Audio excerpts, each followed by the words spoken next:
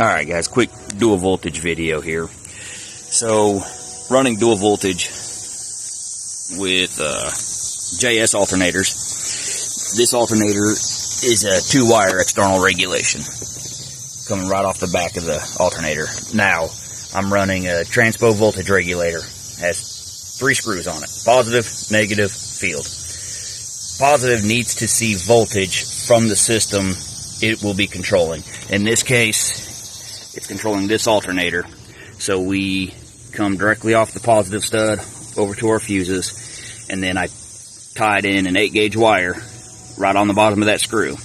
That 8-gauge wire runs back to that relay, pin 30.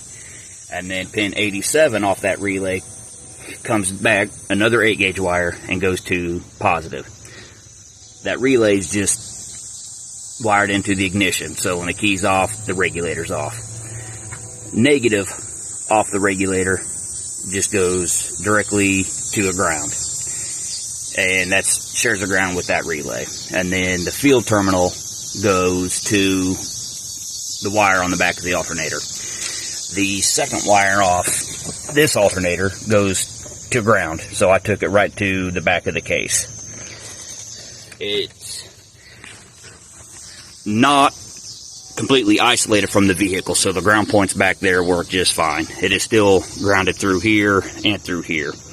But I took the ground wires off my batteries in the back and ran them all the way back to the alternator case to eliminate any interference in the frame rail.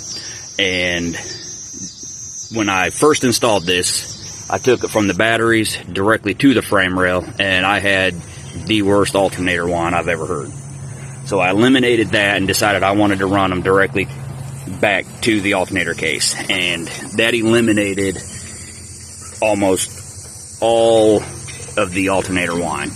I mean, if you're sitting in the vehicle with the AC off and the car running, no music playing, you can hear a little bit. But as soon as you turn the volume up to 1, you can't. So I'm completely satisfied with that. Anyway, I couldn't find much online as far as grounds and, actually what wire needs to go where. So I wanted to make a quick video, show you guys. And I hope this helps, man. And right here is the potentiometer off the transpo regulator.